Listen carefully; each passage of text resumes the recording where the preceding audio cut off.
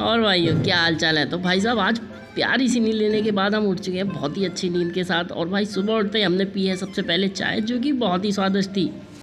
तो सुबह उठते ही देखा मम्मी ने भाई साहब पता नहीं ये क्या इंतजाम बना रखा था। फिर मम्मी ने कहा सुबह से खटिया उठा के लाओ, तो वो ऊपर गए खटिया उठाने के लिए। सोचो यार कितना अजीब लग। फिर थोड़ी ही देर बाद पूर्णागिरी जाने वाली ट्रेन आ गई, जो कि बहुत ही तेजी से जा रही थी। फिर भाई हम फटाफट से काम पर जाने के लिए तैयार हो गए थे, क्योंकि भाई साहब हम बहुत ही ज़्यादा लेट हो चुके थे। तो हम फटाफट से निकल लिए अपने काम के लिए, क्योंकि काम पर जाना बहुत ही ज़रूरी था। सैलरी बन रही थी बहुत ही कम। फिर हम निकल लिए सीधे काम के लिए।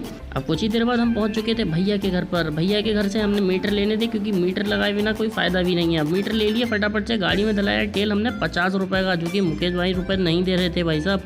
तो बड़ी मेहनत से हमने 50 रुपये का तेल डलाने के बाद फटाफट से अपनी स्कूटी उठाकर पहुंच लिए साइड पर। और यहाँ पर लगा रहे थे हम मीटर, और जो कि बहुत ही ज़्यादा मज़े आ रहे थे। लेकिन किसी भी कंज्यूमर ने चाय नहीं पिलाई भाई साहब।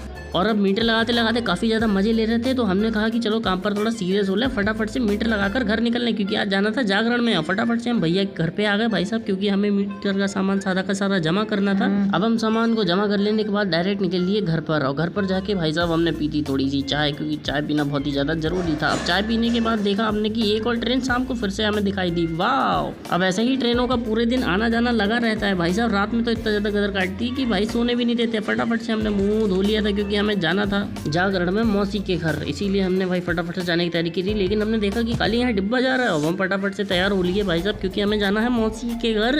अब हो रहे थे लेट, इसीलिए हम फटाफट से भाई साहब निकल लिए मौसी के घर। रास्ते में हमने बनाया तो ये थोड़ा सा ब्लॉग, और उसके बाद भाई साहब हमारी स्पीड चल रही थी 60 पर। अब कड़ी धूप में बड़ी मशक्कत के बाद हम पहुंच चुके थे भाई साहब मौसी के घर। लेकिन जागरण की हो रही थी तैयारी, तो बात